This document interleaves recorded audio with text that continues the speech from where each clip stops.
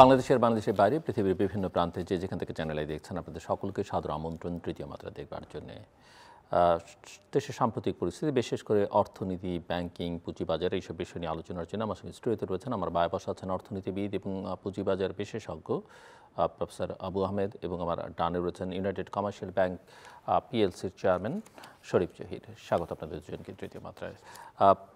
দেশে একটা অন্তর্বর্তীকালীন সরকার। আমি আপনাদের দুজনের কাছ থেকেই একজন বিশেষজ্ঞ হিসেবে, অর্থনীতির ভেতরকার একজন মানুষ হিসেবে আপনাদের দুজনের কাছ থেকে বলছে যে অন্তর্বর্তীকালীন অর্থনীতি কেমন চলছে? লোক এটা তো অধ্যাপক আবু আহমেদ, এটা তো একবারে পারফেক্টলি চলবে এটা কেউ আশা করেনি। একটা ডিসরাপশন তো হয়েছে, এটা সিস্টেমে চলতেছিল, সেই সিস্টেমটা অবশ্যই ফ্লড ছিল। That was ruled by the corruption and dictation. এখানে কেউ বড় বিজনেস করতে গেলে he had to have the good relationship with the দিদান গভর্নমেন্ট। এখন সেখান থেকে যখন একটা বিপ্লব বা আপরাইজিংয়ের মাধ্যমে যখন সরকার পরিবর্তন হয়েছে, এখানে ফরেন ইনভেস্টাররা তারা একটু কি অনুভব করবে, কারণ একটা ধারাবাহিকতা হচ্ছে, সামনে কী হয় তারা দেখতেছে। প্লাস বাংলাদেশে যারা ইনভেস্টার্স তারাও কিন্তু ওই যেহেতু they had their good relation with the previous government, তো তাদেরও একটা ইপস অ্যান্ড বার্স ছিল। এর মধ্যে অনেকে আবার দৌড়ানির উপর আছে, তারাও নতুন করে ইনভেস্টমেন্ট করার পক্ষে তাদের অবস্থান নাই বা ছিল না, এখনও নাই। এর মধ্যে আবারও কিছু পলিসিতে হয়তো যেটা আমরা পছন্দ করি বা না করি, কিছু চেঞ্জ এসেছে। যেমন সুদের হারটা আগে অনেকটা কম ছিল, পলিসি রেট যেটা রেপো রেট বলি সেটা এখন 10%, which is highest in many years in Bangladesh. তো মার্কেট ইন্টারেস্ট রেট যথেষ্ট উপরে, সেটা আবার অ্যাডভার্সলি এফেক্ট করতেছে ইনভেস্টমেন্টকে। ইনভেস্টমেন্ট যদি এফেক্টেড হয় তাহলে কনজামশন এফেক্টেড হচ্ছে, ট্যাক্স কালেকশন এফেক্টেড হচ্ছে, এবং কি capital market is also being adversely affected. তো সব কিছু মিলে জিডিপি গ্রোথ রেট কিন্তু ডাউন, অনেক ডাউন, 3.5 সামথিং লাইক দ্যাট। তো যাই হোক, but it is now gaining the attention of the investors as well as local investors and foreign investors, in the sense that আমরা আশা করতেছি সুদের হার আর বাড়বে না, কমবে। ট্রেজারি বন্ডের ইল্ড হচ্ছে 12.5-এর উপর, মানে খুবই lucrative for the investors, institutional investors. Many bank যারা ভালো করেছে, প্রফিট মেকিং করেছে, তাদের একটা হিউজ ইনভেস্টমেন্ট ট্রেজারি বন্ডে। এটা আবার সরকার নিজে বড় করতেছে, যেহেতু ট্যাক্স কালেকশনটা অতটুকু হতে পারে বা রেভিনিউ কালেকশন, সব কিছু মিলিয়ে আমাদের রেমিটেন্স বাড়তেছে। এবং IMF দুটো কিস্তি একসাথে দিচ্ছে, $22 বিলিয়ন প্লাস এই মুহূর্তে আমাদের ফরেন এক্সচেঞ্জ রিজার্ভ। এটা আরও বাড়তে পারে সামনে। আর ইনফ্লেশন যতটা সরকার বলতেছে, আমরা হয়তো দেখতেছি এটা টু অ্যান এক্সটেন্ট স্টিল আছে, একটু বাড়তেছে, but it is not that, মানে স্পিডটা অনেকটা কমে গেছে। আর একটা হচ্ছে আমাদের মানে it's a good thing that আমাদের এক্সপোর্টও বাড়তেছে এত এত এত বাধা বিপত্তির মধ্যেও, যেটা আমরা নাম্বার 1 যে আমাদের RMGটা। তো অন্যগুলো অতটা কন্ট্রিবিউট করতে সক্ষম হচ্ছে না এখনো।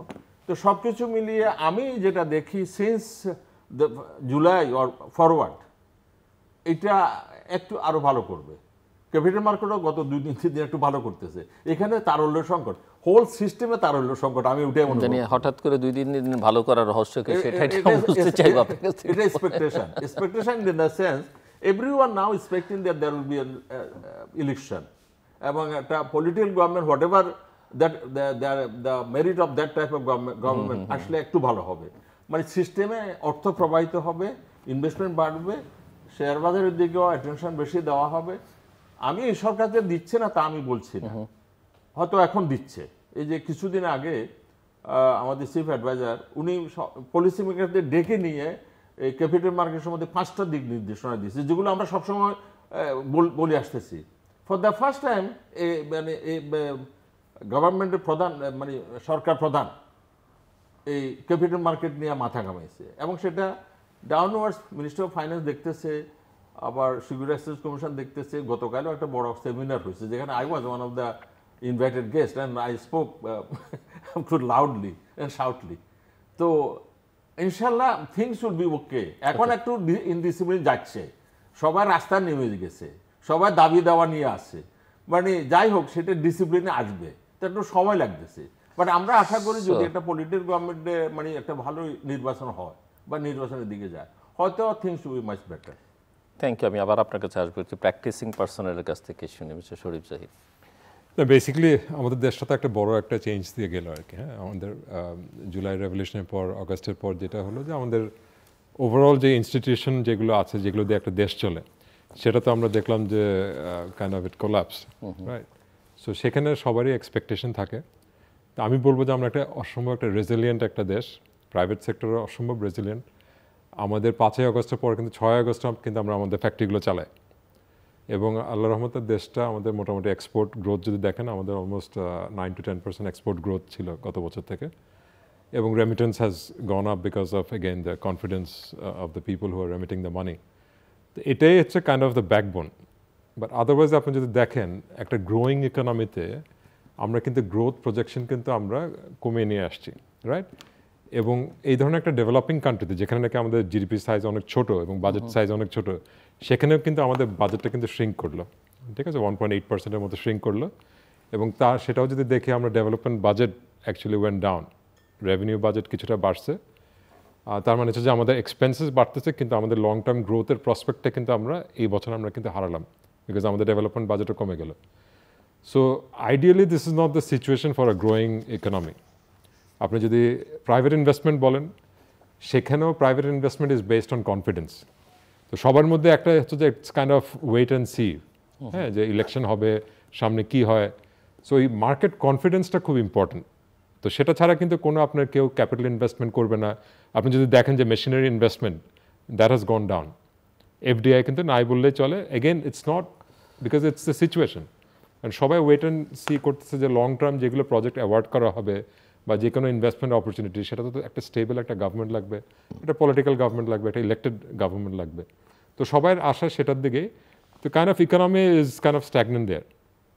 আমাদের যেটা এক্সপেকটেশন ছিল যে এই ইন্টারিম গভর্নমেন্টে কিছু জিনিস প্রায়োরিটাইজ করা, যেগুলো নাকি ব্যাকবোনটাকে ক্রিয়েট করবে। আমরা যে রিফর্ম বলছি, অ্যাকচুয়ালি রিফর্ম কিন্তু হচ্ছে যে আপনার এটার কন্টিনিউশনটা হচ্ছে সবচেয়ে বেশি ইম্পর্টেন্ট, রাইট? তো সেই এন্ডোর্সমেন্টটা দরকার যে পলিটিক্যাল গভর্নমেন্ট থেকে, যে কতটুকু আমরা ইলেকশন নিয়ে অনেক আলাপ করতেছি, আমরা অনেক কিছু নিয়ে আলাপ করতেছি, বাট এই যে রিফর্মগুলো হচ্ছে টেকনিক্যালি আন্ডারস্ট্যান্ডিং দোজ। ধরুন এখন যদি আপনার ব্যাংকিং সেক্টর বলেন, সেটা আমাদের পলিটিক্যাল রিপ্রেজেন্টেশন কারা করতেছে, তারা কি অ্যাকচুয়ালি ইনডেপথ যাচ্ছে নাকি, এই রিফর্ম কমিটিতে কি পলিটিক্যাল গভর্নমেন্টের পার্ট আছে নাকি। আমি বলবো যে আমার মানে যেটা আমি দেখতেছি যে যেটা সমস্যা এই গভর্নমেন্ট থেকে, সেটা হচ্ছে যে স্টেক হোল্ডারদের ইনক্লুশন। আজকে আমাদের দেশে, আমি জানি না আপনারা জানেন নাকি, একটা বড় একটা আমরা কিন্তু নেক্সট 10 days-এ ইউএস ট্রেড যে ট্যারিফটা সেটা ডিটারমাইন করা হবে। আপনারা জানেন যে এখন নর্মাল ট্যারিফের সাথে 10% অ্যাড করা হয়েছে, এবং তার সাথে কিন্তু 37% একটা বাংলাদেশের একটা ট্যারিফ দিয়ে রাখছে। তো ইউএসটিআর আমাদেরকে একটা এগ্রিমেন্ট ফ্রেমওয়ার্ক পাঠাইছে, উইচ ইজ একটা এনডিএ সাইন করা, একটা কনফিডেন্সিয়াল একটা information, but we have to endorse it. Either we endorse it or we don't. এই 37% কিন্তু নির্ভর করতেছে যে আমাদের অ্যাকসেপ্টেন্স অফ দ্যাট ফ্রেমওয়ার্ক। তো এখানে আমি নিজেও, ধরেন আমরা কিন্তু অ্যাসোসিয়েশনের সাথে, বিভিন্ন অ্যাসোসিয়েশনের সাথে ইনভলভ, বিজিএমএ বলেন বা আমাদের ইকোনমিক জোন ইনভেস্টার্স অ্যাসোসিয়েশন আছে, সবখান থেকে কিন্তু আমরা জানতে চাচ্ছি, আমার তো বড় এক্সপোর্ট আছে অ্যাকচুয়ালি আমেরিকাতে, তো সেখানে আমরা জানতে চাচ্ছি যে অ্যাকচুয়ালি কী হবে। কারণ যদি 37% অ্যাড হয়, তাহলে কিন্তু বাংলাদেশের একটা ডিজাস্টার, এটা একটা ডিজাস্টার আসতেছে সামনে। কিন্তু আপনি যদি দেখেন পলিটিক্যাল পার্টি বলেন বা আপনি ডিসকাশন বলেন, আমরা কিন্তু এটা নিয়ে আলাপ করতেছি না কিন্তু। তো যাদের actually skin in the game আছে, যাদের এক্সপোর্ট আছে, তারা কিন্তু খুবই কনসার্ন এটা নিয়ে। এবং আমরা খুব পুশ করতেছি যে আমরা চাই যে জিনিসটাকে এগ্রি করা হয়, যেন আমরা এন্ডোর্স করি। কারণ এটার উপরে কিন্তু আগামী 5 বছর অ্যাটলিস্ট যে কদিন ট্রাম্প সরকার আছে, আমাদের ইকোনমি কিন্তু will be dependent on that. আমরা যদি একটা ভালো একটা ট্যারিফ যদি পাই, আমরা যদি ভালো একটা ইউএসএ যদি ট্যারিফ পাই, ধরেন আগে যে 16 to 30% যে ট্যারিফ থাকে, হয়তো বা তারা 10%টাও অ্যাড করতে পারে নেগোসিয়েশনের জন্য। আমরা যদি একটা ভালো একটা ফেভারেবল পজিশনে থাকি কম্পেয়ার টু ভিয়েতনাম বা চায়না, তাহলে কিন্তু নট অনলি এক্সপোর্ট বাড়বে, আমাদের এখানে ইনভেস্টমেন্টও বাড়বে। আপনি দেখবেন যে আমাদের ব্যাকওয়ার্ড ইন্টিগ্রেশন থেকে শুরু করে চাইনিজ ইনভেস্টার বলেন, সবাই কিন্তু এখানে এসে হুড়মুড় করে কিন্তু এখানে ইনভেস্টমেন্টের অপরচুনিটি খুঁজবে। এত একটা ইম্পর্টেন্ট জিনিস, আমরা কি এটা নিয়ে আলাপ করতেছি? এটা কি স্টেক হোল্ডারদেরকে কি ইনভলভ করতেছে নাকি? ওনারা যদি ওয়াশিংটনে যায়, ওয়াই নট কিছু স্টেক হোল্ডারদেরকে বাইরে রাখো, রুমের বাইরে থাকুক তারা, বাট অ্যাটলিস্ট তো আমরা তো ফিডব্যাক দিতে পারবো। তো I think that is very important. Stakeholder ইনভলভমেন্টটা মোর ইম্পর্টেন্ট। ধরেন বিডার যে কনফারেন্সগুলো হয় সেখানেও একটা কমন কমপ্লেন হচ্ছে যে লোকাল ইনভেস্টরদেরকে কতটুকু ইনক্লুড করতেছে, লোকাল ইনভেস্টরদের সমস্যাগুলো কি সমাধান করতে পারতেছে নাকি। আগে তো সেটা সমাধান করলেই না আমরা ফরেন ইনভেস্টরদের সমাধান আমরা তাদেরকে মোটিভেট করতে পারবো। তো these are practical things I think that are being discuss. আমরা সব বিজনেস কমিউনিটি থেকে একই চাহিদা আমাদের। We talk about gas prices, we talk about interest rate. আমি বরাবর বলে আসছি যে আমাদের inflation is not demand pool inflation. আমরা ইন্টারন্যাশনালি আমরা জানি যখন আপনি ইন্টারেস্ট রেট বাড়াচ্ছেন সেটা হচ্ছে যে আপনার কনজিউমার ক্রেডিট যেটা সেটাকে আপনি বেসিক্যালি কার্টেল করতেছেন। তো আমাদের এটা হচ্ছে সাপ্লাই বেসড ইনফ্লেশন। তো সুতরাং এই যে এত হাই ইনফ্লেশন নিয়ে ব্যবসা করা তো আসলে ডিফিকাল্ট। আপনি 14-15% ইন্টারেস্ট দিয়ে কোন ব্যবসা আপনার ভায়াবল হয়। তো ওভারঅল আই থিঙ্ক যে আমাদের ইনভেস্টমেন্ট ফ্রেন্ডলি এনভায়রনমেন্ট এখনও ক্রিয়েট হয় না, এখানে অনেক সুযোগ আছে এবং আমরা আশাবাদী যে হয়তো বা সামনে আমরা এগুলো নিয়ে আমরা ইলেক্টেড গভর্নমেন্ট আসলে হয়তো বা এগুলো নিয়ে তারা আরও প্রোঅ্যাক্টিভলি কাজ করতে পারবে আর কি।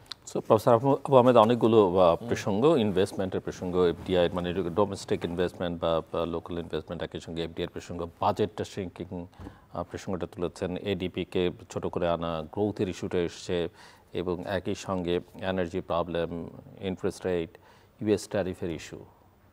এখানে একটা কথা হচ্ছে শরীফ যেটা বললো যে এটা আমি সবসময় বলি আসতেছি মানে as an academy more as academy যে ইন দিস কান্ট্রি ইনফ্লেশনটা ইজ নট মানিটারি ফেনোমেনা, মানে এক্সেসিভ মানি এক্সপানশন হয়েছে ওভার দ্য ইয়ার্স, তার থেকে ডিমান্ড বাড়ছে, অ্যাসেট বাবেল হয়েছে, whatever that is, it was not like that in this economy. এটা basically আমরা মনে করি যে এটা সাপ্লাই কনস্ট্যান্ট থেকে হয়েছে, বিভিন্ন যুদ্ধ বিগ্রহের কারণে হয়েছে, আমাদের টাকা মূল্য হারিয়েছে against US dollars and other reserve currencies. এই সব কিছু মিলিয়ে ইনফ্লেশনটা মানে এটা আগের সরকারের সময় থেকেই মানে যথেষ্ট প্রবলভাবে আসতেছিল। এটাকে শুধু মানিটারি কন্ট্রাকশনে মানিটারি মানি সাপ্লাই কমিয়ে এটাকে কন্টেইন করা যাবে আই ডোন্ট, মানে এটা হয় না আর কি। আচ্ছা, এতে ক্ষতি হচ্ছে কিন্তু ওই যে ইনভেস্টমেন্ট বা আদার কনজামশন এবং সব কিছু মিলিয়ে বাজেটে এটা সাইজ ছোট হয়েছে, ওটার জন্য আমার কোনো দুঃখবোধ নেই, কারণ বড় বাজেট মানে তো দেখেছি অনেক বেশি দুর্নীতিও হয়। যেটা আমাদের লক্ষণীয়, এটা সিভিল সোসাইটি ব্যবসায়ী সবাই একই জিনিস হওয়া উচিত, সেটা হচ্ছে আমাদের বাজেটের সাইজটা বাড়তেছে কিন্তু রেভিনিউ বাজেটটা তো ওটা তো হচ্ছে যে আমরা সরকারি কর্মকর্তা কর্মচারী বা যারা যারা আছে সরকার থেকে তাদেরকে সুযোগ সুবিধা বৃদ্ধির কারণে হচ্ছে। এটা ইজ নট গুড আইডিয়া, মানে good thing. You are taxing more, giving some other people যাদের মধ্যে অলমোস্ট 1/3 আন্ডার এমপ্লয়েড বলে এটাকে, মানে 10 জনের কাজটা 15 জনে করতেছে ওই একই কাজটা, এই 5 জন হচ্ছে মানে নট ফুললি এমপ্লয়েড, ইনএফিশিয়েন্ট। হ্যাঁ, ইনএফিশিয়েন্ট সিস্টেম, আমরা করাপশন ফিডিং করতেছি। এখানে যেটা দেখা উচিত ছিল আমাদের ডেভেলপমেন্ট বাজেট বা যেটা নিয়ে আমরা বিনিয়োগ করি বা যেটার সেটা কতটা হারে বাড়তেছে। তো যাই হোক সেটা দেখবে, এটা সরকার যে এটা বুঝতেছে না তা না, এখানে কথা হচ্ছে এটাকে আরো বাড়ানো যাতে ধার কর্য করি, কোনো লাভ নেই। হ্যাঁ, আমি ওটার অতটা পক্ষে না, মানে এটাকে যথেষ্ট করা যেটা করা উচিত মানে হওয়া উচিত সেটা হচ্ছে প্রাইভেট সেক্টর নিজে, এই যে শরীফ যেটা বললো স্টেক হোল্ডারদেরকে অনেক সময় মানে আন্ডারমাইন করা হচ্ছে। এখানে যেটা মানে আমি যেটা মনে করি, আমি তো বাইরের লোক আসলে, মানে বাইরের লোক মানে more academic than practitioner of Islam economic policies, সেটা হচ্ছে MCCI, FBCCI, Dhaka chamber of, তারা না মানে মানে বড় গলাতে বলবে যে we want to be included এখানে। এই যে ইউএসএ আমাদের সবচেয়ে মানে second largest single country largest one, তো ওইখানে যদি ট্রাম্প আমাদেরকে, আমি আশা করি ওরা ডিসক্রিমিনেট করবে না, just like Vietnam and some other countries যেভাবে ট্রিটমেন্ট পাচ্ছে সেভাবে আমরা ভাবো। আমাদের আগে 16% এমনি ছিল, আমাদের মতো ইকোনমিতে ওই 0 ছিল ওদের ওইখানে এক্সপোর্টের ক্ষেত্রে। মেনি আফ্রিকান কান্ট্রিজ তারা 0 টেরিফ এনজয় করতো। যাই হোক আমাদেরটা 15, 16, 17, 18 ছিল। ওগুলোকে ওভারকাম করে বাংলাদেশ ওয়াজ ডুইং গুড। এখন যদি খোদা না করুক ওই যে ওরা যদি, যেটা আমি জানি না কি দিয়েছে সেটা তো আমাদের দেখার কথা না, 37%। হ্যাঁ, ওটা হলে তো আমাদের ডিজাস্টার হবে, আমরা এক্সক্লুডেড হব এবং সেটা আমাদের জন্য ডিসক্রিমিনেটরি হবে আমাদের বিরুদ্ধে। এটা আশা করে হবে না। তো এটাকে আমাদের বার্গেনিংয়ে যাইতে হবে। তাদের মধ্যে কিছু এক্সপোর্টের উপর আমরা অলরেডি ট্যারিফ কমিয়ে দিয়েছি, সেটা তাদের সঙ্গে বসলে বোঝা যাবে। তারা যদি একতরফা একটা ওই সিটি বা কন্ডিশন একটা দিয়ে দিয়ে যে either you take it or you reject it, এটা তো এইভাবে হওয়া উচিত না। আমাদেরও একটু থাকা উচিত তৎপরতা, যে কিন্তু সেই তৎপরতা কিন্তু আমরা দেখিনি। জাস্ট একটা চিঠি দেওয়ার পরে অন্যান্যরাও দিয়েছে, তারপরে কিছুদিনের জন্য এবং ফরেন মিনিস্ট্রি এবং আমাদের চেম্বার অফ ইন্ডাস্ট্রি যেগুলো একসঙ্গে হয়ে তৎপর হওয়া উচিত, কারণ এটা আমাদের ইকোনমির জন্য ভাইটাল একটা মানে ইস্যু, ভেরি ইম্পর্টেন্ট ইস্যু। কারণ আমরা তো অতটা ডাইভার্সিফাই করতে পারি নাই। আমাদের সিঙ্গেল আইটেম যেটা 80% কন্ট্রিবিউট করতেছে এক্সপোর্টে, সেটা যদি যথেষ্ট ডাইভার্সিফাইড হতো তাহলে আচ্ছা ওরা আপাতত দিচ্ছে বেশি, হু কেয়ারস অ্যাবাউট ইট। কিন্তু আমাদেরকে এখানে কেয়ার করতে হবে। আমি আশা করি সরকার এটাকে সিরিয়াসলি দেখবে। তো যাই হোক, ইকোনমি, তারপরেও আমি বলবো যে let us see next 2 or 3 months এটা হয়তো আরও একটু গতি পাবে, আশা করতেছি আমরা, এটা আর কি। হ্যাঁ, তবে আমি যেটা দেখেছি, আমি তো এখন একটু হাঁটাগুটা করি আর কি, ওই যে পলিসি মেকারসদের আশেপাশে গিয়া, যেটা আমি দেখেছি they have the good understanding of the problems. এবং সুদের হার নিয়ে ইনভেস্টমেন্ট করা যাচ্ছে, লোকাল ইনভেস্টাররা যে ওয়েট অ্যান্ড সি, বিদেশিরা মনে করছে দেখি কি হয়, এই সব কিছু তারা আমি দেখছি অবগত আছে।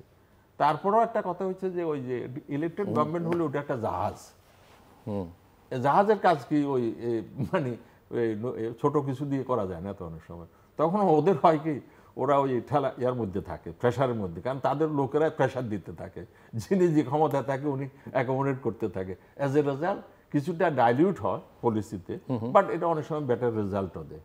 তো ওই জন্য আমরা মনে করি যে উই আর ইমপ্রুভিং, মানে ওয়ার্স্ট ইজ ওভার, অতটুকু বলা যেতে হবে, worst is over, we are. But মানে ইন দ্যাট কেস এই ধরনের সরকার আসলে দীর্ঘ সময় না, সেটা অবশ্য কথা, মানে should have some sort of আর কি, মানে পাবলিক ওপিনিয়ন ব্যাকিং, এটা থাকে। অনেক সময় হয়টা কি, পাবলিক ওপিনিয়ন তো অবশ্য সরকারের পক্ষে আছে, থাকলেও ওই সিস্টেমটা হয়েছে কি, whether it is so called elected or not, হ্যাঁ, আপনি সবাই যথেষ্ট পাবলিক ওপিনিয়ন সাপোজ, তারপরে কেউ প্রশ্ন তোলে, আচ্ছা পাবলিক ওপিনিয়ন আছে আমি বুঝলাম কেমনে, এই বুঝার জন্য আমাদের ওই একটা ইলেকশন বা হোয়াট এভার দ্যাট ইজ, এটা দরকার। তো ব্যাংকিং খাতের অবস্থাটা বুঝতে চাই। এক সময়কার খুবই ভাইব্রেন্ট, তারপরে তো ভয়াবহ অবস্থা, নানান চিত্র আমরা দেখলাম এবং সেখান থেকে বেরিয়ে আসবারও কিছু কিছু উদ্যোগ আমরা দেখতে পাচ্ছি, কিন্তু আসলে শেষ পর্যন্ত কি দাঁড়াচ্ছে? আই থিঙ্ক ব্যাংকিং সেক্টরটা আমরা উইভ বিন ভেরি লাকি যে আমরা এমন একটা গভর্নর পেয়েছি, এবং I think overall monetary policy যদি আমি দেখি আমাদের ফাইন্যান্স অ্যাডভাইজার থেকে শুরু করে এই একটা সেক্টরে আমি মোটামুটি অপটিমিস্টিক যে এখানে ওনাদের অ্যাটলিস্ট আউটলুকটা রাইট, আন্ডারস্ট্যান্ডিংটা ভালো। এখন ধরেন ফার্স্ট হচ্ছে যে ট্রান্সপারেন্সি, তো উনি যেটা গভর্নর সাহেব যেটাতে জোর দিয়েছে সেটা হচ্ছে যে ট্রান্সপারেন্ট নাম্বারসগুলো ট্রান্সপারেন্ট করতে হবে। তো আমরা যখন আমাদের দায়িত্ব নিই অগস্ট মাসে, তো আমরা একটা ক্রাইসিসের মধ্যে আমি আমার বোর্ডের দায়িত্বটা নিই আর কি। তো ওনার ফার্স্ট গাইডেন্স ছিল যে তোমরা ট্রান্সপারেন্ট হও এবং ইনফরমেশনগুলো আনো সামনে। তো আমরা যেটা করি যে আমরা প্রপার অডিট করে, ফরেন্সিক অডিট করে অ্যাকচুয়াল বুক সাইজের কী অবস্থা, অ্যাসেট সাইজের কী অবস্থা সেটা আমরা নিজেরা জানতে পারি। এখন সত্যি মানে অনেস্ট ট্রুথ যেটা হচ্ছে যে এটা তো একটা মানে ম্যাক্রো একটা ইয়ের মধ্যে ব্যাংকিং সেক্টরটা কাজ করে। এখানে আপনার ইন্টারন্যাশনাল লেন্ডিং আছে, এখানে কাস্টমার কনফিডেন্স আছে, ডিপোজিটার্স কনফিডেন্স আছে, অনেক কিছু আছে। এখানে প্র্যাকটিক্যাল কিছু জিনিস আমাদের মেনে চলতে হবে। এখন সমস্যাটা হচ্ছে যে অ্যাকচুয়াল আমাদের সিচুয়েশন খারাপ, এটা আমরা জানি। এখন সেটা আমরা কিভাবে এটাকে আমরা মিটিগেট করব। তো ফার্স্ট হচ্ছে যে কিছু জিনিস আছে যেটা নাকি সবসময় ইনফরমেশনগুলো শেয়ার করা ডিফিকাল্ট হয়ে যায়। কারণ এখন আপনি যদি বলেন যে 40% NPL যদি আমার ইন্ডাস্ট্রি ওভারঅল হয়, তো সেটা আমি অ্যাকচুয়ালি অ্যানাউন্স করে আমি কতটুকু আমি হেল্প পাচ্ছি। এখন আমার ধরেন যারা ইন্টারন্যাশনাল লেন্ডিং করতেছে তাদের কনফিডেন্সটা কোথায় যাচ্ছে, যারা ইনভেস্টার্স আসবে আমাদের এখানে বিশাল একটা ক্যাপিটাল শর্টফল। তো সেই ক্যাপিটাল শর্টফল মিট করতে কিন্তু আমার ফরেন ইনভেস্টরদের কাছে যেতে হবে। তো তারা তো একটু ওয়ারিড, হ্যাঁ, পুরো জিনিসটা যে অ্যাকচুয়ালি NPL কি ম্যানেজ করতে পারবো নাকি বা কী অবস্থা হবে। তো সেই কনফিডেন্সটা অ্যাকচুয়ালি আমাদেরকে বিল্ড আপ করতে হবে। তো সুতরাং খারাপ নিউজের সাথে আমাদের কিছু ভালো নিউজও দিতে হবে। সেটা হচ্ছে কি, সেটা হচ্ছে যে আগে হয়তো বা ইনফরমেশনগুলো ডাইভালজ হয় নাই, এখন তো আমরা অ্যাকচুয়াল ইনফরমেশনটা দিচ্ছি, তো এর থেকে খারাপ হওয়ার তো আর সুযোগ নাই। তো সেটাকে দিয়ে আমরা কথা স্টার্ট করতেছি, রাইট? তারপর হচ্ছে যে আমাদের রিকভারিগুলো কীভাবে আমরা ইয়ে করব। তো রিকভারি এখন করতে গেলে আমাদের যেটা এক্সপেকটেশন ছিল, এখানে লর কিছু অ্যামেন্ডমেন্ট দরকার ছিল, যে আলটিমেট বেনিফিশিয়ারি যারা, তাদেরকে আমাদেরকে অ্যাড্রেস করতে হবে। এখন আমরা দেখতেছি যে আমরা কোর্টে, লোয়ার কোর্টে যদি আমাদের যখন আমরা নেক্সট করতেছি কিছু, সেটা যায় একটা তারা রিট পিটিশন করে ফেলতেছে। একটা কোনো ক্লায়েন্টকে যদি আমরা ডিফল্ট ক্যাটাগরিতে দিচ্ছি, তারা যায় সেটাকে রিড করে তারা সেটাকে স্টপ করে দিচ্ছে। সামনে ইভেন ইলেকশন আসতেছে, সেই কারণে হয়তো বা আরও তারা অ্যাক্টিভ যে এটাকে কীভাবে স্টে করবে। এখনও কিন্তু আমরা দেখতেছি না যে কোনো টুলসগুলোকে চেঞ্জ করা হয়েছে যেটা নাকি ব্যাংকগুলোকে হেল্প করবে। এই ধরনের ইন্টারন্যাশনাল ক্রাইসিসে আমরা দেখছি আপনার ইন্দোনেশিয়া, ইন্ডিয়া, বিভিন্ন জায়গাতে আপনার অ্যাসেট রিকভারির উপর অনেক স্ট্রেস করা হয়। সেটা আপনি ওভারঅল আপনি একটা ইন্ডেক্স করতে পারেন, আপনি ওভারঅল একটা রেজিস্টার থাকতে পারে যেখানে নাকি আপনার মর্টগেজ প্রপার্টিগুলো কীভাবে সেল হবে, কীভাবে বাই হবে, এই ইনফরমেশনগুলো। তো সেগুলো নিয়ে আমার মনে হচ্ছে যে এখনও আমরা অ্যাক্টিভলি কাজ করতেছি না আর কি। এখন ধরেন আমি চাপ দিচ্ছি যে আমি রিকভারিতে, এখন আপনি ধরেন মর্টগেজ করা আছে বা সিকিউরিটি আছে, এখন এই সিকিউরিটিটা সেল করে ব্যাংক কার কাছে বিক্রি করবে, টাকাটা আদায় করবে কিভাবে? তো অনেক ক্ষেত্রে আমরা দেখতেছি যে এই জিনিসগুলো আগাচ্ছে না অ্যাকচুয়ালি, এবং ব্যবসা তাদের হয়তো বা ব্যবসার অবস্থা অ্যাকচুয়ালি ভালো না, তারা যে টাকাটা যে দিবে তারা চেষ্টা করলে হয়তো বা দিতে পারবে না। তো সব কিছু মিলায় I think it's a difficult situation. তো আমরা স্টেপ বাই স্টেপ অ্যাপ্রোচ করতেছি জিনিসগুলোকে আর কি। তো ফার্স্ট অফ অল হচ্ছে যে আমরা ইনফরমেশনটা আগে জানতে পারছি যে অ্যাকচুয়াল হেলথ কি। রিকভারি টিমটা আমাদের ইন্টারনালি আমরা স্ট্রং করছি, সেখানে আমরা অনেক লিগাল টিমটাকে অনেক এক্সটেন্ড করছি। নতুন একটা আমরা যেটা চেষ্টা করতেছি ইভেন আমাদের ব্যাংক থেকেও, সেটা হচ্ছে যে আমরা ইন্টারন্যাশনাল লয়ার এঙ্গেজ করতে যাচ্ছি, কারণ আমরা জানি যে lot of the money that has been taken from the banking sector has been laundered outside the country. এখন আমি দেখতেছি আসলে এত ডিফিকাল্ট না। আমরা যে শুধু বলি যে বাইরের টাকা ফ্রিজ করা বা ফেরত আনা কি সম্ভব নাকি, এখন প্রক্রিয়াটা শুরু করা যায়। প্রক্রিয়াটা কি, ফার্স্ট হচ্ছে অ্যাসেট ট্র্যাকিং করতে হবে, যে অ্যাসেটটা কোথায়, আমাদের টাকাটা নিয়ে কোথায় নেওয়া হয়েছে। তারপর হচ্ছে যে অ্যাসেটটাকে ফ্রিজ করা যাচ্ছে। আমরা কিন্তু অলরেডি দেখছি যে আপনি এনসিআর থেকে ইউকেতে ফর এক্সাম্পল বেশ কিছু অ্যাসেট কিন্তু তারা ফ্রিজ করতে পারছে, রাইট? এখন আমাদের দায়িত্ব কি? আমাদের দায়িত্ব হচ্ছে যে লিগ্যাল কোর্ট থেকে আমাদেরকে প্রুফ দেখাতে হবে যে সেটার ক্লেমটা যে আমাদের, সেটা আমাদের ব্যাংক বা আমাদের বড়োয়ার সেই টাকাটা নিয়ে তারা হয়তো বা বাইরে প্রপার্টি কিনছে বা বাইরে ইনভেস্ট করছে। তো সেই সাপোর্টটা আমাদের লাগবে, লিগ্যাল সিস্টেম থেকে আমাদের ভার্ডিক্টটা লাগবে যে এটা অ্যাকচুয়ালি আমাদের টাকা। আমরা যখন এটা প্রডিউস করব তখন কিন্তু অ্যাডমিনিস্ট্রেটরদের সাথে আমাদের কথা হচ্ছে, it is possible to get the money back. এবং ভবিষ্যৎ মানে হয়তো বা আগে হয় নাই, কিন্তু এখন হচ্ছে কিন্তু তারা বলতেছে যে এত বড় অ্যাসেট ফ্রিজ এনসিআর হিস্ট্রিতে কিন্তু খুব কম হয়েছে। তারা বলে যে 5th টাইম এই ধরনের কেস হচ্ছে তাদের হিস্ট্রিতে। আমরা কিন্তু সেই এই সরকারের কিন্তু সেটা ক্রেডিট বলবো যে তারা সেটাকে ফ্রিজ করতে পারছে। এখন টাকাটাকে ফেরত আনতে হবে। তো ফেরত আনার জন্য আমাদের লিগ্যাল সিস্টেমটা আমাদেরকে সাপোর্ট করতে হবে। এরকম অনেক বড়রা আছে যারা নাকি বিদেশে যায়, আপনার তারা পাড়ি পড়ছে, বাড়ি ঘর থেকে শুরু করে ব্যবসা বাণিজ্য অনেক কিছু রান করতেছে, কিন্তু টাকাগুলো হচ্ছে আমাদের ব্যাংকিং সেক্টরে। তো আমরা চাই যে এই লিগ্যাল সিস্টেমটা, আপনার লিটিগেশন ফান্ডিং আছে, যে আপনি অ্যাকচুয়ালি 1 পয়সাও টাকা খরচ করতে হবে না, তারা লয়ারদেরকে ফান্ড করবে, যখন আপনার রিকভারি হবে সেখান থেকে তখন নিয়ে আসবে, সেটা আমরা নেগোশিয়েট করে আমরা করতে পারবো। সুতরাং এই স্কোপগুলো আছে, এগুলো নিয়ে আমাদের দ্রুত কাজ করতে হবে। এবং আমাদের যেটা বললাম যে লং টার্ম পলিটিক্যাল আপনার এন্ডোর্সমেন্ট লাগবে, যে তারা আমাদেরকে হেল্প করবে যে আমরা যে কাজগুলো এখন করতেছি এটা যেন কন্টিনিউশনটা থাকে। সবার একটা ভয় আছে যে ধরেন হয়তো বা ফিউচারে কি হবে, এটা কি করা যাবে নাকি। I think it is possible. আরেকটা জিনিস হচ্ছে, আমি একটু জাস্ট টাচ বেস করি, একটু শেষ করে আমি একটু জাস্ট বলি যে এখন একটা সবচেয়ে বড় যেটা আমাদের দরকার হচ্ছে যে এই মালিকানা, যে ওনারশিপটাকে এখনো ডিটাচ করা হয় নাই। ওনারশিপটাকে লিকুইডেট করে ফেলতে হবে। কারণ ফার্স্ট স্টেপ হচ্ছে যে আমরা যদি ইন্টারন্যাশনাল ইনভেস্টর যদি আমরা আনতে চাই, দেখুন আমরা ডিএফআইগুলোর সাথে আলাপ করতেছি, তারা কিন্তু প্রথমেই তাদের কোয়েশ্চেন হচ্ছে যে ওই শেয়ার হোল্ডিংগুলোর কি অবস্থা, তোমরা কি ওটা লিকুইডেট করতে পারছো নাকি? ওটাকে লিকুইডেট করার পরেই কিন্তু আমরা ইন্টারন্যাশনাল ইনভেস্টরদেরকে এখানে আনতে পারবো।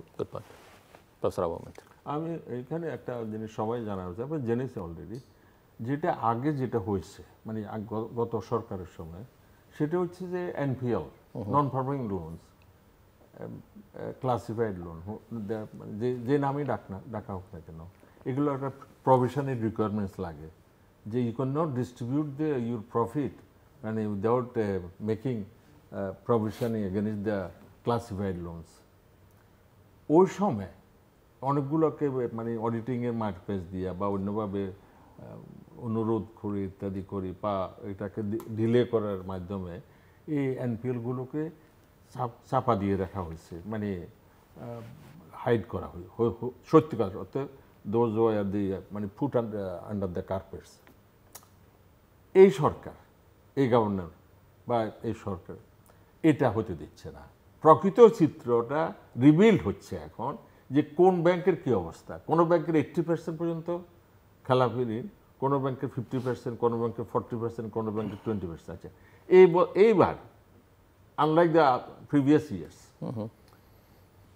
মানে majority of the banking company তারা কোনো ডিভিডেন্ড দিতে পারে নাই, এবং কারো কারো ব্যাংকের শেয়ারের দাম হাফ হয়ে গেছে আগে যেখানে ছিল তার তুলনায়, বিকজ দে আর নট, মানে ওই ব্যাংকগুলো পারফর্ম করতেছে না, কারণ তাদের। আচ্ছা, এখানে আরেকটা কথা বলা দরকার। আমি দেখলাম যাদের মিডিয়াতে এসেছে, কোনো কোনো ব্যাংকের মানে আমরা এগুলোকে বলি যে নন পারফর্মিং ব্যাংক, তাদের ক্লাসিফাইড লোন হচ্ছে প্রায় 1000-1200-1400 কোটি। তারা সর্বসাকুল্যে লাভ করতেছে 200-300 কোটি। এখন কত বছর লাগবে এগুলো এগেনস্টে মানে প্রভিশনিং করতে? এই জন্য একটা হতাশা আছে। আমি জানি না এগুলাকে রিক্যাপিটালাইজেশন, এটা তো সরকার তো আর করবে না, করতে হলে যারা ওন করতেছে শেয়ার হোল্ডার্স বা স্পন্সর তাদেরকে করতে হবে। আর না হলে একটা সলিউশন আছে, সেটা আমরা কেউ পছন্দ করবে না, বিদেশে ওই সলিউশনটা কাজ করে। সেটা হচ্ছে ন্যাচারালি এগুলাকে ডাই ডাউন, মানে বন্ধ হওয়ার দিকে করে দেওয়া, যে না তুমি পারফর্ম করো, so you lose in the competitive system, এবং তোমার বন্ধ হয়ে যাবে। এখন যেটা সরকার যেটা চিন্তা করতেছে বাংলাদেশ ব্যাংক, যে অ্যামালগামেশন মানে মার্জার, তো সেটাও একটা কঠিন আমার কাছে মনে হয়, কারণ বাংলাদেশে মার্জার অ্যান্ড অ্যাকুইজিশনের উদাহরণ তেমন নাই। একবার একটু চেষ্টা করেছিল, ফেল করছে, আবার একটু চেষ্টা করো, কি হয়? পদ্মা ব্যাংক তো জোর করে করা, রিক্যাপিটালাইজেশন করা হয়েছে, এটা কি চলতেছে? এটা চলে না। দেয়ার আর সাম আদার ব্যাংকস অলসো, এবং যদি করতে পারে ভালো, খারাপ ব্যাংকগুলো ভালো ব্যাংকগুলো নিয়ে ব্যাপারও আছে, সেগুলোর ভ্যালুয়েশনের ব্যাপার আছে, অ্যাসেট কোয়ালিটি সবার সমান না, সে সমস্ত নিয়ে অনেক কন্ট্রিবিউশন। তারপর আমাকে কালকে একজন বলতেছে, স্যার তো আমরা যেগুলো ক্ষুদ্র শেয়ার হোল্ডার্স আর কি ওই সমস্ত ব্যাংকে, তো তাদের কি হবে, তারা কি রেশিওতে আমরা পাবো না, আমাদের কোনো শেয়ারে থাকবে না। আমি বললাম যে ভ্যালুয়েশনের পরে তোমার ব্যাংকের ওইটাতে রেশিও হয়তো ঠিক করবে, তখন হয়তো পাওয়া যাবে এভাবে। কিন্তু ব্যাংকিং সেক্টরের অবস্থা খুবই খারাপ। শুধু ব্যাংকিং না, এই বিমা সেক্টর, এই নন ব্যাংকিং ফাইন্যান্সিয়াল যে লিজিং কোম্পানিগুলো পপুলারলি বলি, কোথাও কোনো অধিকাংশ লিজিং কোম্পানির কোনো ব্যবসা বাণিজ্য নেই। বিমা কোম্পানি অধিকাংশ বিমা কোম্পানির মানে ওই যে যাদের থেকে টাকা পয়সা নেই তাদেরকে ফেরত দেওয়ার কোনো তাদের কোনো সক্ষমতা নেই। আর সবচেয়ে মানে আমি কি বলবো, অধিকাংশ মানুষ মনে করে এগুলো ফ্রড। এখানে বাংলাদেশের ক্ষেত্রে শরীফ তো একটা ভালো ব্যাংক, মানে ইট ওয়াজ এ ভেরি গুড ব্যাংক। আমরা এটা ফার্স্ট জেনারেশনের ব্যাংক ইউসিবি, এটা খারাপ হয়ে গেছে। হোয়াই? ফার্স্ট জেনারেশন অন্য দুই একটা ব্যাংক তো ভালো আছে, এমনকি কিছু খারাপ ব্যাংকও ভালো ভালো হয়েছে পরে। তো এটা হলো কেন? আমি যেটা দেখি বাইরের থেকে আর কি, যে একটা সিস্টেম তখন কাজ করতেছিল, তারাও বোর্ড অফ ডাইরেক্টরস বলে, মানে ওটাও কন্ট্রোল করতেছে, এমডি সাহেবও ওই ওদের পক্ষে। আবার তারা বাইরে সাইনবোর্ড দিচ্ছে যে এটা ব্যাংক, এবং তাদের কতগুলো ফিকটিশিয়াস ফেক কোম্পানি তারা স্থাপন করেছে। আবার যেখানে 100 কোটির দরকার সেখানে 200 কোটি নিছে, ওগুলোর নামে তারা নিয়ে গেছে। এখন ওখানে এই যে শরীফ যেটা বললো, এই যে অ্যাসেট কি বিক্রি করা, কার কাছে বিক্রি, কেউ তো কিনতে আসে না, আর ওই অ্যাসেট দিয়ে কাভার করা যাবে না যে পরিমাণ টাকা তারা নিয়ে গেছে, ওই অ্যাসেট বিক্রি করে খাবার, আবার এগুলো কিনতেও আসে না কেউ। এগুলা এই সমস্যা আছে, আমি জানি না এটা কিভাবে সলভ হবে। উই ক্যান টক অ্যাবাউট, আসলে ওই সবকিছুরই সলিউশন আছে আর কি। ধরেন জাস্ট আমি আমাদের ব্যাংকের একটা এক্সাম্পল দিই, হ্যাঁ, জাস্ট প্রপার গভর্নেন্সের কারণে, প্রপার ম্যানেজমেন্টের কারণে আজকে দেখেন আমরা জাস্ট এই 25-এ 6,500 কোটি টাকার নেট ডিপোজিট গ্রোথ হয়েছে। এটা 3 লাখ নতুন আপনার অ্যাকাউন্ট হোল্ডার বাড়ছে। UCB to an extent confidence earn করতে সক্ষম হয়েছে, কিন্তু যারা কনফিডেন্স যাদের উপর হারিয়ে গেছে এবং যাদের পক্ষে আর সম্ভব হচ্ছে না, মানুষ টাকাই দিতে পারে ডিপোজিটারদের, তাদের পক্ষে তো আমি আসলে যেটা বলতে চাই কি, ডিপোজিটারের ফুল দায়িত্ব সরকারের নিতে হবে তাহলে, এবং এটার কোনো মাফ নেই। আচ্ছা, লুট করছে লুটেরা গ্রুপ, লুটেদের ধরতে হবে, সেটা নিয়ে কোনো, কারণ এখানে তো আপনার সেন্ট্রাল ব্যাংক একটা ফাংশনিং ছিল, সেন্ট্রাল ব্যাংক তো স্টেট স্পন্সর্ড, এটা তো তাদের দায়িত্ব ছিল একটা ডিপোজিটের মনিটর মানে করা ছোট বা ছোট নিরাপত্তা ডিপোজিটার বিধান করা। যাদের সেভিংস দিয়ে ব্যাংকগুলো, সেগুলো আপনার প্রোটেক্ট করতে হবে। তো সেটা আপনার একসাথে তো ব্যাংক রান হবে না। ফার্স্ট অফ অল হচ্ছে বাংলাদেশে এতগুলো ব্যাংকের কোনো প্রয়োজন নাই। এখানে আমরা সবাই জানি যে এখানে লাইসেন্সে ব্যবসা হয়েছে বা ফেভারিজম হয়েছে বা যে কারণে দেওয়া হয়েছে। বাংলাদেশে এই এতগুলো ব্যাংক চালানোর কোনো ম্যানেজমেন্টই নাই।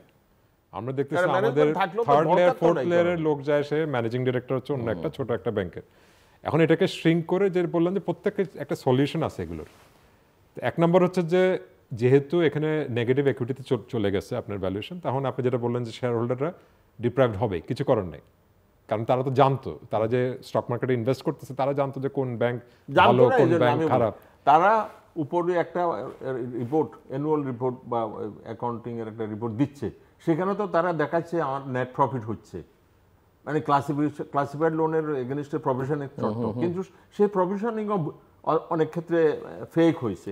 আর ওই যে যেটা বললো শরীফ, সেটা হচ্ছে যে রেগুলেটর, তো রেগুলেটর তো ওয়াজ দেয়ার ওই সেন্সে। এখন কথা হচ্ছে আমি as a citizen of this country, why tax payer money should be given to those banks?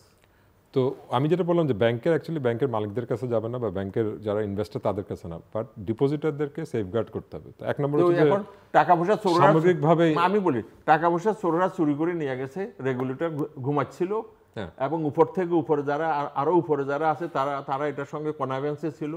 এখন বুঝি ওই যে সাধারণ মানুষের টাকা পয়সা দিয়ে ওই তাদেরকে আবার ওই যে রিক্যাপিটাল, আমি বললাম যে যারা ব্যাংকের মালিক বা যারা শেয়ার হোল্ডার ছিল তাদেরকে কাট অফ করে দিতে হবে এবং তাদেরকে লিগ্যাল অ্যাকশন নিতে হবে। সেটা তাদের কোনো মাফ নেই। সম্পত্তি সেটা ধরতে হবে, সেটা তো সেটা ডিফারেন্ট। এখন যেটা হচ্ছে যে ব্যাংকিং সেক্টরটা হচ্ছে অ্যাকচুয়ালি একটা ইকোনমির ব্যাকবোন।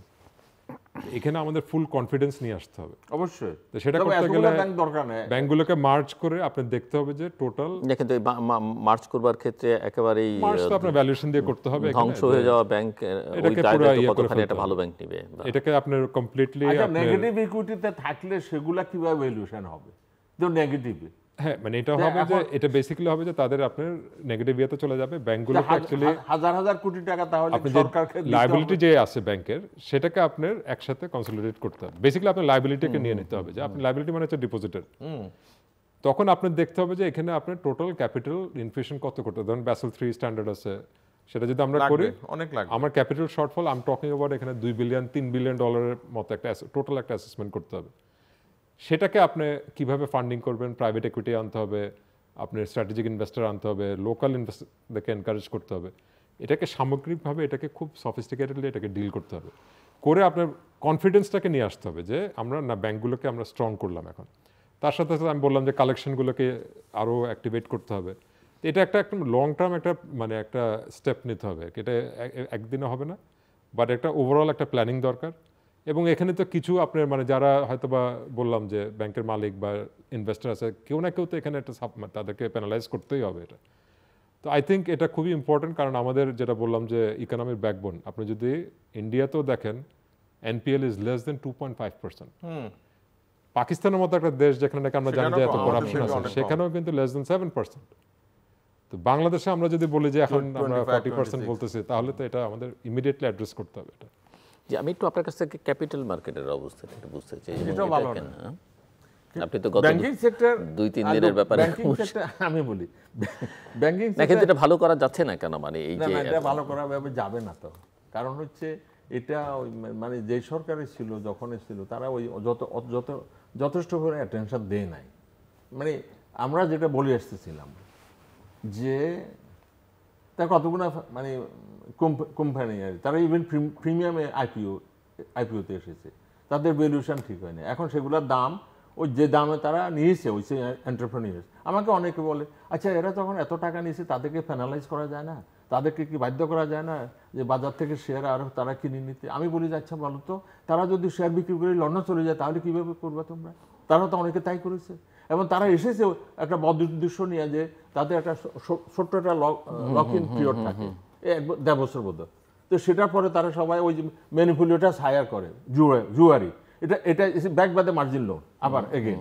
তো জুয়ারি হায়ার করে এটাকে অনেক দাম বাড়ায়, তো বাড়ায় ওই যে স্পন্সাররা সব শেয়ার বিক্রি করি বাস আড়ালে চলে গেল, অন্য ব্যবসা হয়তো করতেছে আর নাহলে বিদেশ চলে গেল। এটাই তো হয়েছে। এই জন্য এটা হয় নাই। আরেকটা হচ্ছে কি, এই ব্যাংকিং কোম্পানি আমি উদাহরণ দিচ্ছি, কটা ব্যাংক, 62 ব্যাংকস বোধ, এর মধ্যে লিস্টেড বোধ কত 45 বা 49 সামথিং লাইক দ্যাট। এইগুলোর মধ্যে 2/3 এইবার কোনো ডিভিডেন্ড দিতে পারে না। এটা কারণ হচ্ছে ওই যে বাংলাদেশ ব্যাংক ওই যে প্রভিশন ইনফোর কড়াকড়ি করেছে, অথবা everything shall have to be revealed, এটা রিভিল করতে বাধ্য হয়েছে।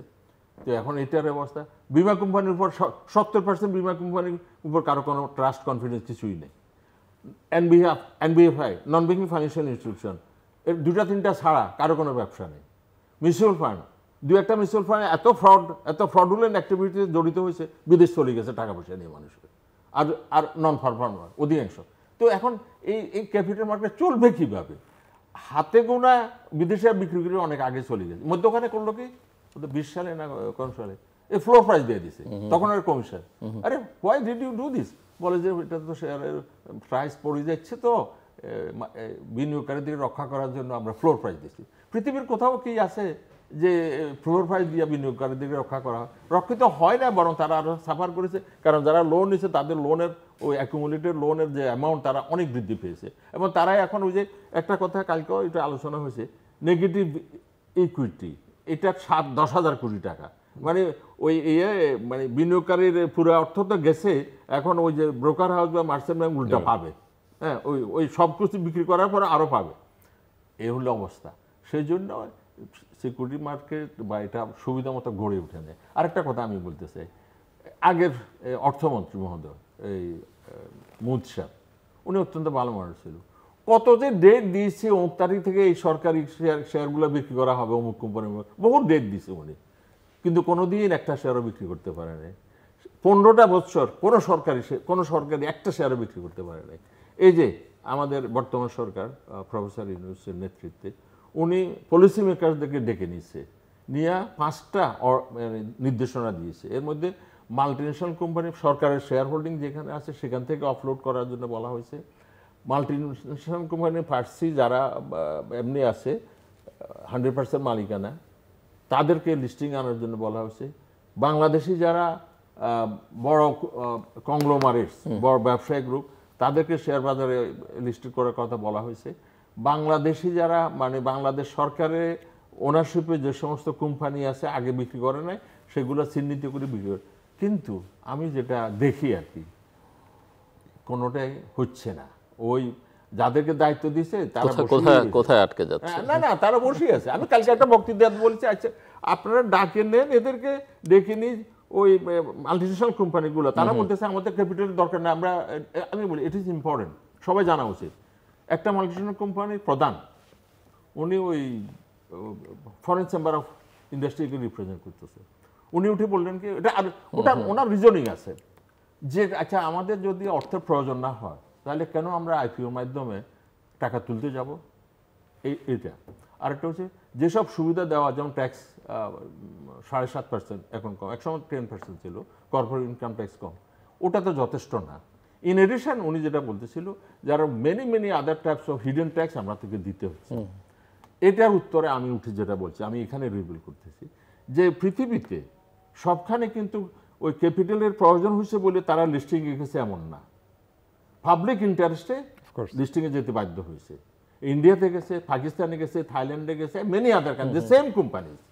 সেকেন্ড থিং, যদি শুধু মানে ক্যাপিটালের দরকার সেই জন্য তারা আইপিওতে যেত বা লিস্টিংয়ে যেত, তাহলে মেরিকোর তো টাকার দরকার ছিল না, গ্রামীণ ফোনের দরকার ছিল না, বার্জারের দরকার ছিল না, রবির দরকার ছিল না। তো তারা কীভাবে লিস্টিংয়ে গেল? তারা তো লিস্টেড কোম্পানি না। But this are the company. আমি একটা নুডলস খাই, নাম বলতে চাই না, আর একটা সাবান টাবান বিক্রি করে যথেষ্ট পরিমাণে, কয়েক হাজার বহু হাজার কোটি টাকা টার্ন ওভার তাদের, তারা ওনারশিপ শেয়ার করবে না। এটা পৃথিবীর কোথাও নেই। এখন যেটা হওয়া উচিত, আমি এখানে আবার রিপিট করতেছি, had I been the all powerful person and running this economy, আমি শুধু ডেকে ভালো করে চা অফার করতাম, হাই টি, আর বলতাম যে আপনাদের কি হলে আপনারা লিস্টিংয়ে আসবেন। তো অনলি 10% লাগে। ফেড আপ ক্যাপিটাল বা ফেড ইন ক্যাপিটালে 10% অফলোড করলে এখানে লিস্টিংয়ে যাওয়া যায়। লন্ডনে কিন্তু তা না, সেখানে 20 to 25% লাগে। ইন্ডিয়া তো হায়ার লেভেলে লাগে। বাংলাদেশে অনেক সহজ করে দেওয়া হয়েছে যে অনলি 10% অফলোড করে you can come for the listing, এবং প্রিমিয়ামে মানে বুক বিল্ডিং পদ্ধতিতে অথবা ডাইরেক্ট লিস্টিংয়ের মাধ্যমে আপনি যথেষ্ট ভালো দাম পাবেন। দামের ক্ষেত্রে কোনো ধরাবাধা বলে দেওয়া হয় না। এই ক্ষেত্রে যেটা করা উচিত আর কি, যেটা আমি দেখি আর কি, কখনো হবে না তাদেরকে অনুরোধ করে ওই ক্যারট অ্যান্ড স্টিক যদি পলিসি নিতে পারে যে আপনি চা খান এবং আপনার লন্ডনে যিনি আছে আপনাদের share holder, major share holder যেখানে বা যুক্তরাষ্ট্র whatever European, you ask them যে বাংলাদেশের লোকেরা চাইছে, রেগুলেটর চাইছে, সরকার চাইছে লিস্টিং হওয়া, আপনারা কি বলেন? এখানে লিস্টিং হলে এই সুবিধা আছে, আর যদি আপনারা লিস্টিং না হন তাহলে you give additional taxes, very simple. আরে ইন্ডিয়া করছে না, অর্ডার দিয়ে তো করছে। ইউনিলিভার ইন্ডিয়াতে টপ 10 কোম্পানির মধ্যে আছে। আমার দেশে তো ইউনিলিভার নট এ লিস্টেড, ওই শুধু হরলিক্স বিক্রি করে যে ওই গ্লাসকো স্পিলকান যেটা ফেলে গেছে সেটাকে ওরা কিনে নিয়ে কনজিউমার্স আইটেম হিসাবে ওটা লিস্টেড আছে, but it is not the main Unilever. এবার আমি আরেকটা উদাহরণ দিই, স্ট্যান্ডার্ড চার্টার্ড, এখানে বলা উচিত, কারণ সবাই জানা উচিত স্ট্যান্ডার্ড চার্টার্ড ব্যাংকটা কয়েকটা ব্রাঞ্চ নেয়। একদিন এখান থেকে গুলশান দিয়ে যাচ্ছিলাম, দেখি লোকজন লাইনে দাঁড়িয়ে আছে, কি এরা কারা? কয়েছে স্যার ডিপোজিট দিচ্ছে। এই ডিপোজিট তারা ইউজ করতেছে ওই ট্রেজারি বন্ড কিনা, খুব সহজ ব্যবসা। একা স্ট্যান্ডার্ড চার্টার ওনারা তো ওই হিমশিম খাচ্ছে ওই ব্যাংকটাকে স্যালভেজ করার জন্য। একা স্ট্যান্ডার্ড চার্টার 3300 কোটি টাকা আর্ন করছে, 3300 কোটি নেট প্রফিট একা। আর আমার দেশের top 4 bank, top 4 BRAC, prime, Dutch Bangla, Pubali, সবগুলো মিলাইয়া হয় এই টপ 4 ব্যাংক 3000 কোটি টাকা দামছি, আর সেটা not listed. That Standard Chartered Bank is not listed, but they are listed in other economics. তাহলে এই কথাগুলো সরকারকে উচ্চ গলায় বলতে হবে ভাই এখানে তোমরা বড় ব্যবসা করো, আমরা তো অবশ্যই বড় ব্যবসা করতে তোমাদেরকে দিচ্ছি, যত খুশি তোমরা ব্রাঞ্চ করো, বাট তোমরা এই দেশের জনগণকে 10% মালিকানা দাও। এটা কিচ্ছু না, সিম্পল। আমি মনে করি সরকার ওই লাইনে চিন্তা করতেছে।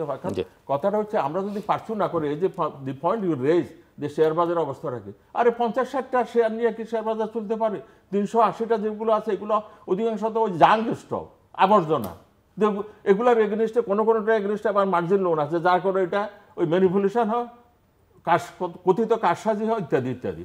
তো ওগুলো তো দিয়ে তো শেয়ার বাজার, প্রকৃত ইনভেস্টারদের জন্য একটা শেয়ার বাজার দরকার। যেমন আমি বলি অ্যাসেট হোল্ডিং একটা আছে না, বিদেশে অনেক অপশন আছে। বিদেশে এই ফরওয়ার্ড তেল কিনতে পারে, ক্রুড অয়েল, আমরা এখানে কি পারি? তারা ওইখানে ফরওয়ার্ড স্বর্ণ কিনতে পারে, আমরা কি পারি? তারা ক্রিপ্টোকারেন্সি কিনতে পারে, আমরা কি পারি? আমরা পারি না। আমাদের অ্যাসেট হোল্ডিংস অপশন খুবই লিমিটেড। এক জমি কিনা, আর একটা অ্যাপার্টমেন্ট কিনা, প্লট কিনা, আর হচ্ছে শেয়ার বাজার কিছু, আর সঞ্চয়পত্র, আর সে এফডিআর। এই তো আমাদের অ্যাসেট। এখন মানুষকে যদি হায়ার মিডল ক্লাসকে যদি বিনিয়োগের অপশন দিতে হয়, সবাই তো ডাইরেক্টলি ব্যবসা করবে না। ইকুইটি মার্কেট হচ্ছে one of the best, one of the option যেটা সারা পৃথিবীতে খুবই লুক্রেটিভ এবং মানুষ রিস্ক নিতে রাজি। ধন্যবাদ। সেই জন্য আমি মনে করি যে ক্যাপিটাল মার্কেটের উন্নতি, এক্সপানশন এবং যে মানে পার্টিসিপেটরি করা, ব্রড বেস করার কোনো বিকল্প কিছু। বিশেষ করে আপনার অবজারভেশন আমাদের অ্যাকচুয়ালি ইউসিবি স্টক ব্রোকারেজটা হচ্ছে নাম্বার 1 ব্রোকারেজ বাংলাদেশে এখন এই মুহূর্তে আর কি। তো আমি কিন্তু আমার টিমকে যেটা বলতেছিলাম, এই চেঞ্জড সিচুয়েশনে সবচেয়ে আসলে মানে আগে হচ্ছে যে মার্কেট এডুকেশন। আমাদের পুরোপুরি স্টক মার্কেটটা একটা স্পেকুলেটিভ একটা মার্কেট, এবং এখন পর্যন্ত এভাবেই চলতেছে। আমি বলি শিক্ষার অনেক জায়গা আছে, বই পড়তে পারে, কিন্তু দেখেন আমরা যে ফাইন্যান্সে পড়াশোনা করছি, হ্যাঁ, মানে আপনার আমেরিকার মতো মার্কেটে কিন্তু টোটাল ফাইন্যান্সটাই কিন্তু স্টক মার্কেট বেসড। নাম্বার 1 হচ্ছে আপনার স্টক মার্কেট, বিভিন্ন রকম প্রোডাক্টস। তো এখানে যে বেসিক জিনিসগুলো যে শেখানো, যে market manipulation, insider information, insider trading, এগুলো কেউ জানেই না। এবং এটা আপনার পলিসি মেকার থেকে শুরু করে সবাই তারা মার্কেটে প্লে করতেছে, মার্কেটকে স্পেকুলেট করতেছে। এই যে আমাদের যারা ইনভেস্টার, যারা, আমি আসলে খুব কষ্ট লাগে দেখলে যে অল দে ডু ইজ যে কোন মার্কেটে কোন নিউজ বেস, যে কোনটার প্রাইস বাড়বে কোনটার কমবে সেটার উপরে ইনভেস্টমেন্ট। বাট আমি আজকেই আলাপ করতেছিলাম যে আমি যদি আমার ব্যাংকের পোর্টফোলিও দেখি, এখানে কিন্তু আমরা লস করতেছি না, কিন্তু কারণ এখানে আমরা পজিশন নিয়েছি সব লং টার্ম ভালো যেগুলো রিটার্ন, সেখানে আমরা ইনভেস্ট করতেছি এবং আল্লাহর রহমতে এখানে কিন্তু খুব একটা লস হচ্ছে না, কিন্তু ভালো করতেছে। তো সেম ডিসিপ্লিনটা আমাদের দায়িত্ব, ব্রোকারেজের দায়িত্ব হচ্ছে মানুষকে বোঝানো। তো আমি একদম বলছি ভিডিও করে করে তোমরা শেখাও, এখন টাইম তোমাদের শেখাও, এটা আমাদের রেসপন্সিবিলিটি এটা। এবং তাদেরকে ডিসকারেজ করো যে স্পেকুলেটিভ বেস এখানে ইনভেস্টমেন্ট করো না। তো এটা একটা বিশাল একটা প্রয়োজন যে আপনার যেন মানুষ যায় এখানে ঢুকে বার্ন না করে, লং টার্ম যেন অ্যাপ্রোচটা নেয়। এখন কেন আপনার প্রাইভেট সেক্টর থেকে আমরা ধরেন আমরা অনন্ত গ্রুপ যেটা আমাদের এক্সপোর্ট ওরিয়েন্টেড, এখানে আমরা আলাপ করছি অনেকবার, আপনি proper starting with proper valuation model. এখন আমার পেড আপ দেখা যাচ্ছে 300 কোটি, আমার কোম্পানির ভ্যালুয়েশন হচ্ছে 4000 কোটি টাকা। এখন আমি কি আমার উইদাউট প্রপার ভ্যালুয়েশন আমি তো মার্কেটে আনবো না এটা। তো এখানে স্টার্টিং পয়েন্ট তো এখান থেকে হতে হবে যে আমি ভ্যালুয়েশন পয়েন্টটা আমি কীভাবে করতেছি এটা, হ্যাঁ, যে আমার কি ট্রু প্রাইসকে রিফ্লেক্ট করতেছে নাকি। তো সেখান থেকে স্টার্ট করতে হবে। এরপরে কিছু ইনসেন্টিভ দিতে হবে, definitely there has to be different tax rates থেকে শুরু করে আপনার মার্কেটে গেলে তো আপনার প্রপার ইনফরমেশন শেয়ার করতে হবে। অনেক কিছু আপনার ট্যাক্স বেড়ে যাবে, ভ্যাট বেড়ে যাবে। যারা কনজিউমার প্রোডাক্ট করে তাদের বড় একটা প্রবলেম হচ্ছে যে তাদের যদি প্রপার রেভিনিউ প্রফিট যদি ডিক্লেয়ার করতে হয় তাদের ভ্যাট বেড়ে যাবে, ট্যাক্স বেড়ে যাবে। তো সেটাকে তো আপনার কিছুটা মানে কোনোভাবে ইনসেন্টিভ দিতে হবে যে কীভাবে সেটাকে অফসেট করবেন। তো সব কিছু মিলায় এগুলো মানে দিস ইজ নাথিং নিউ। এসব চাকা আবিষ্কার হয়েছে আরও 100 বছর আগে। এটা ভেরি প্রাইমারি জিনিস আর কি। তো এগুলো বসে কিছুটা আমাদের মনে হয় যে আমরা অশিক্ষিতভাবে আমরা কাজ করতেছি, এবং যারা মার্কেট রেগুলেটরস এখনও আমরা যে যাদেরকে আমরা বসাবো বা সামনে আমরা চিন্তা করতেছি বসানোর, আমরা কি প্রপার স্টাডি করে তাদের কোয়ালিফিকেশন দেখে কি আমরা চিন্তা করতেছি? আমরা কিছু নাম শুনতেছি, আশা করি যে ধরেন রাইট মানুষগুলোকে বসানো যাবে, যাদের নাকি এক্সপিরিয়েন্স আছে, যাদের প্রপার এথিক্যাল ব্যাকগ্রাউন্ড আছে, যাদেরকে আমরা রিলাই করতে পারবো। এবং প্রোঅ্যাক্টিভ হতে হবে, প্রোঅ্যাক্টিভনেসটা খুব ইম্পর্টেন্ট। আমি শুধু বকিশ হলাম, আমি চিন্তা করলাম ভালো মানুষ সব কিছু ঠিক আছে, কিন্তু আমি কাজ করতে পারলাম না, সেটা দিতে হবে না। সো আমাদের এই পজিটিভ চেঞ্জ আনতে গেলে অনেক বেশ স্টেপ বাই স্টেপ অনেক কিছু করার আছে, সেগুলো আমাদের করতে হবে। আপনার এখন এই মুহূর্তে ব্যাংকিং সেক্টর ছাড়া আর কোনো কিন্তু আপনার ক্যাপিটাল সোর্স কিন্তু আমাদের দেশে নাই অ্যাকচুয়ালি। মানে we are all reliant on bank. তো ডেফিনেটলি আমাদের ক্যাপিটাল মার্কেটটাকে গ্রো করতে হবে, এবং এখানে যথেষ্ট সুযোগ আছে। আশা করি যে এটাকে যদি আমরা প্রপার পলিসিগুলো করি, আমরা সেখানে আমরা অনেককেই আমরা এনকারেজ করতে পারবো এই সেক্টরে নিয়ে আসতে। এবং আপনি যেটা বললেন যে এখানে ব্রডার বেস লাগবে, আরও ভালো কোম্পানি লাগবে, মানুষকে বোঝাতে হবে যে কেমনি ইনভেস্ট করতে হবে, তাহলে এটা গ্রো করতে পারবে। আমরা একেবারে শেষের দিয়ে আর কিছু যোগ করবেন যেটা আমরা আলোচনায় মিস করেছি বা আপনি মনে করেন আলোচনা করা দরকার?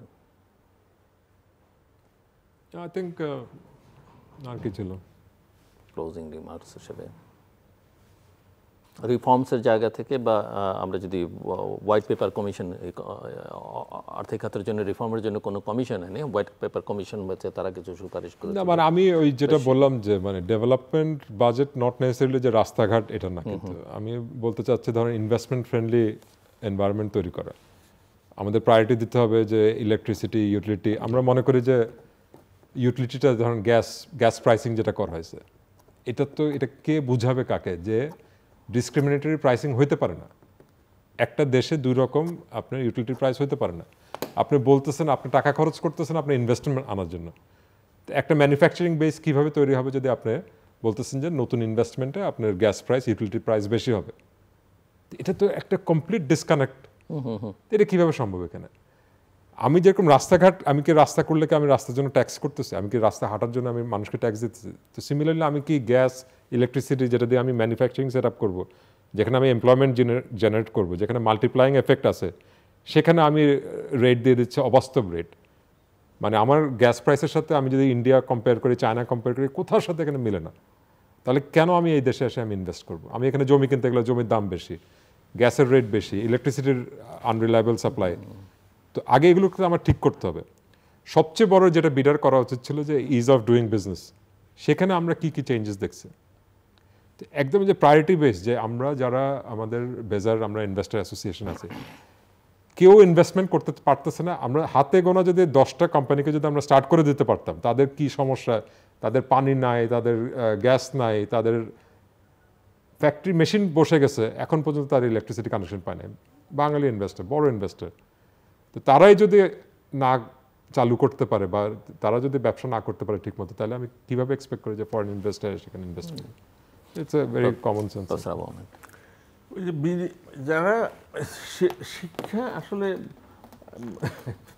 মানে ফাইন্যান্স, বিজনেস, কাউন্টিং, এগুলোতে আসলে শিক্ষা দেওয়া হয়। আর এমনি একাডেমিজ আছে কিছু দিয়েছি করে, ক্যাপিটাল মার্কেট ট্রেনিং একাডেমি আছে, এগুলো আছে, কিন্তু আসলে অনেকে শিখতেও চায় না।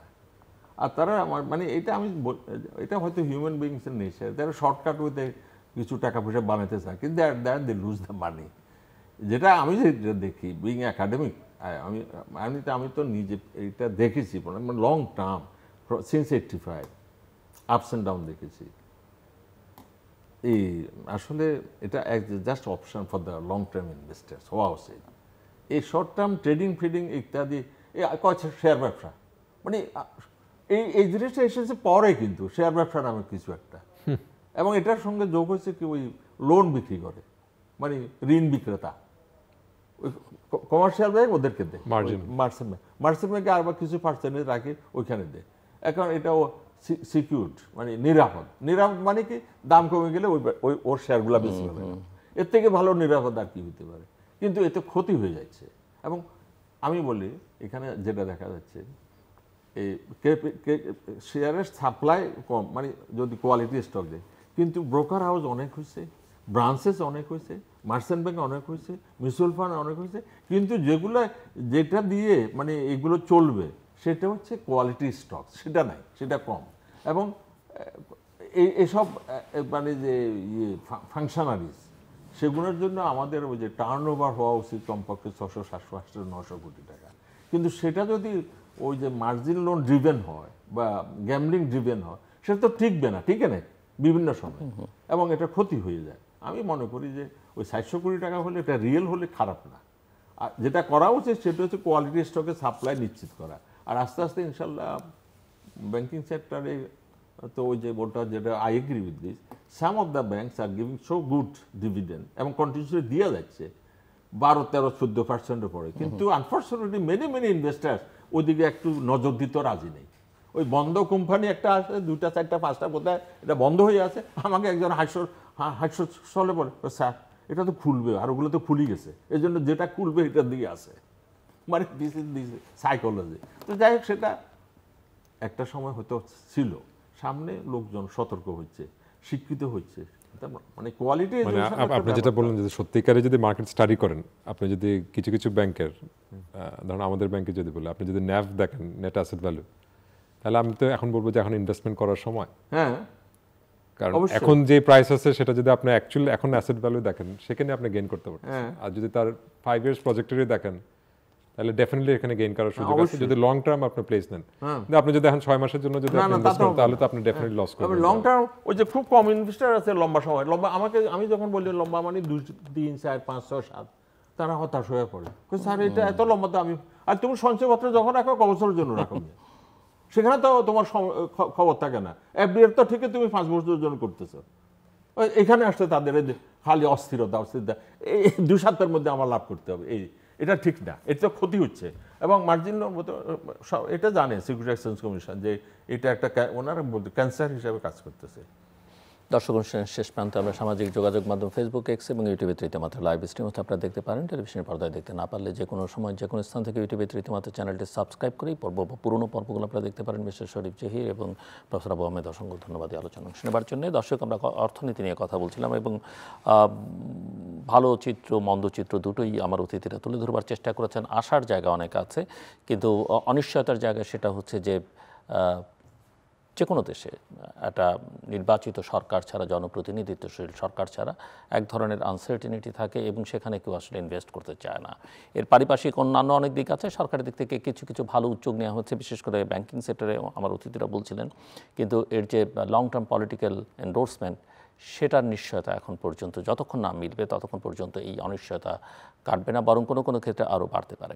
আমরা আশা করব যে বাংলাদেশের দ্রুত গণতান্ত্রিক প্রক্রিয়া তার উত্তরণটা নিশ্চিত করতে পারবে এবং যে কাজগুলো আছে সেই কাজগুলো অব্যাহত থাকবে, এবং পলিটিক্যাল এন্ডোর্সমেন্টের যে কথা বলা হচ্ছে সেটাও নিশ্চিত করবার দায়িত্ব অবশ্যই রাজনৈতিক নেতৃত্বের, এবং তাদের সঙ্গে যারা এখন কাজ করছেন এক ধরনের সংযোগ স্থাপন করবার চেষ্টা করবেন, বিশেষ করে বিভিন্ন স্টেক হোল্ডারদের সঙ্গে। আমাদের সঙ্গে থাকবার জন্য অসংখ্য ধন্যবাদ, আপনাদের সবার জন্য শুভকামনা।